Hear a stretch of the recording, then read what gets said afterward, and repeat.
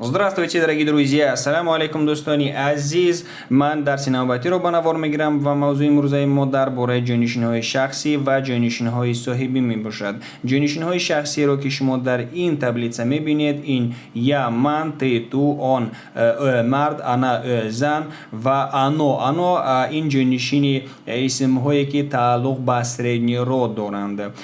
می، ما، وی، شما. وی دو مراتبه نوشتم برای آنکه این دو مکان وی دو مکان استفاده بری دارد، دو حالت استفاده بری دارد. یکم حالتش وقتی که ما مراجعت با شماره جمع میکنیم به مانند وی مای друзья و دویم حالتش در حالتی که ما مراجعت با یک نفر میکنیم با نفری که نسبتش احترام ظاهر مینماییم به مانند وی مای учитель، شما معلم من هستید و انی آنها. و در این تبلیغ ما هست آن مورسکوی، جانشین مورسکوی رود، جانشین اسم‌های ژنسکی رود و جانشین اسم‌های سرینی رود. این جانشین اسم‌های مورسکوی رود میباشد به مانند دام، کامپیوتر، تلفن، مغازین، завод و غیره. و آن باشد جانشین اسم‌هایی که تعلق به ژنسکی رود دارند به مانند ручка، комната, квартира, тетрадь و غیره. آنو باشد جانشین اسم‌هایی که تعلق به سرینی رو دارند به مانند پالتو، مترو، کینو، здание, имя و غیره. و امروز ما باید استفاده بری جانشین‌های صاحبی را از خود نماییم. جانشین‌های صاحبی که در قطار یکم است این موی، مایا، مایو. برای چی؟ از آن من که در زبان تاجیکی یک حالت دارد، در زبان روسی سه حالت. برای آن که در زبان روسی سه رود است، سه جنسی اسم ها هست. مانند آن، انا، آنو، مورسکوی رود، ژنسکی رود، سرینی رود. من تکرار به تکرار این موضوع را برای شما فهمانده دهی نمایم دوستانی عزیز تا اینکه با پرگی شما این را از خود نماید. این اسمی هست که تعلق به مورسکوی رو دارد، برای همین جانشینش آن است. وقتی دوم هست، وقتی ما میخوایم بگوییم که از آن من، ما میگوییم موی دوم. комната این اسمی هست که تعلق به ژنسکی رو دارد، برای همین ما میگوییم که مایا комната. پالتو این اسمی باشد که تعلق به سرینی رو دارد، برای همین ما میگوییم که مایو پالتو. یعنی موی، مایا، مایو شدن جانشینی صاحبی وابسته از اسم دارد، وابسته از رود اسم، وابسته از جنسی اسم ها است. به مانند موی دوم، موی کامپیوتر، موی تلفن و غیره، موی برات.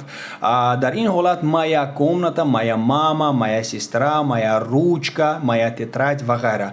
در این حالت مایو пальто، مایو کینو، مایو здание، مایو задание، مایو имя و غیره.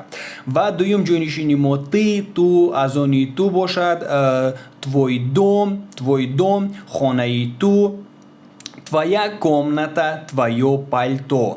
این هم وابسته از رودی اسم ها می باشد. با مانندی твой дом, твой компьютер, твой телефон و غیره. ما گفته نمی توانیم که твой комната یا твой пальто. این خطای کلان است. برای همین این رو به نظر گیرید که جانشین های صاحبی در زبان روسی وابسته است از جنسی اسم ها. با مانند دوم که تعلق به مورسکوی رود دارد، комната که تعلق به ژنسکی رود دارد، پالتو که تعلق به سرینی رود دارد، اینها تغییر میدهند جانشین های صاحبی رو که از آن تو. با مانند твой дом, твоя комната, твое пальто. و در جانشین آن مرد استفاده میبریم یو و به نظر گیرید که آن، انا، آنو، انی این جانشین های شخصی سیوم می باشند. آن مرد، خانه مرد یو دوم، حجره مرد یو комната، پالتوی مرد یو پالتو. شما توجهی خوب ظاهر نماید که در آن، در جانشینی آن یعنی در شخص سیوم جانشین های صاحبی در مورسکوی رود، در ژنسکی رود و در سرینی رود تغییر نیافتند. این رو به نظر گیرید. با همین مانند انا زن، خانه زن یا دوم، حجره زن یا комната، پالتوی زن یا پالتو. این هم در سه حالت تغییر نمی‌یابد. یو. آنو باشد این که جانشینی اسم‌های جنسی میانه می باشد.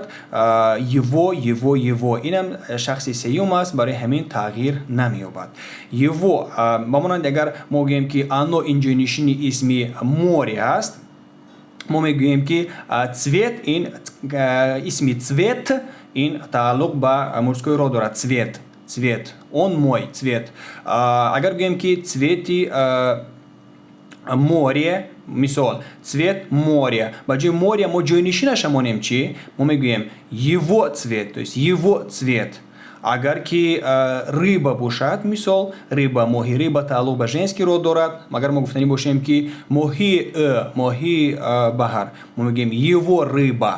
اگر ما گفتنی باشیم که сияние، مثال сияние که در آخرش یه دارد که تعلق به سرедний род دارد، ما میگیم его сияние، то есть сияние моря.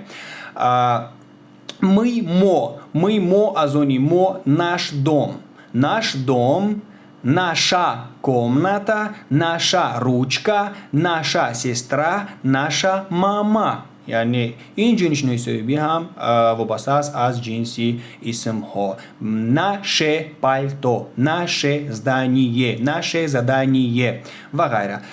وی باشد نوبت از اونه که ما گفته بودیم پیشتر که دو حالت استفاده بری دارد. در استفاده بری جای‌نشینی های صاحبی یک نمود نوشته می شود در мужской род و یک نمود در ژنسکی رود و یک نمود در آنو در سредний род. یعنی نوبت از اونه که شما گفتنید که از اون یک نفر است یگون چیز، یا که از اون یک چند نفر است که شخص دوم است، یعنی با سوی نفری که مراجعت میکنیم، با طرف نفری که مراجعت میکنیم، نه بس از اونه که یک نفر است یا که زیاد نفر است، ما یک نمود جای‌نشین برای مужской رود داریم، یک نمود جای‌نشین برای ژنسکی رود و یک نمود جای‌نشین برای سредний رود. بمانندی اگر ما مراجعت با یک چند نفر کرده پرسیم که این خانه شما هست، بمانندی آیا این خانه شما است، ما میپرسیم это ваш дом. وقتی با یک چند نفر مراجعت کرده میپرسیم ما это ваш дом، اونها میگویند که да это наш дом. اگر ما با معلم مراجعت کرده پرسیم که این خانه از شما است، ما میگیم это ваш дом. معلم میگوید که да это мой дом. به همین مانند ваша комната، да наша комната, ваша комната, да моя комната, ваше пальто, да наше пальто, ваше пальто, да моё пальто. و آخران جای‌نشینی که ما داریم انی آنها هم شخصی سیوم می باشد و در سه حالت یک جای‌نشینی صحیحی دارد. بمانندی ich dom, ich комната, ich пальто. بمانندی اگر دو نفر است، یکی اکبر یکی با مانندی احمد، دو نفر هستند و ما میخوایم بگیم که این خانه آنها است، ما میگیم это ich dom. اگر حجره از آنها باشد ما میگوییم که это ich комната. اگر یک پالتو از دو نفر باشد ما میگوییم это их пальто. یا اینکه здание باشد، یک عمارت باشد، ما میگوییم که это их здание. این بود درس امروزه ما دوستان عزیز. اگر سوال ها باشد مرحمت دهید و موافق گنجایش وقت من با آنها جواب میگردانم. سربلند و خانه آباد باشد تا درس های آینده. Спасибо за внимание, спасибо за просмотр. Всего доброго, до свидания.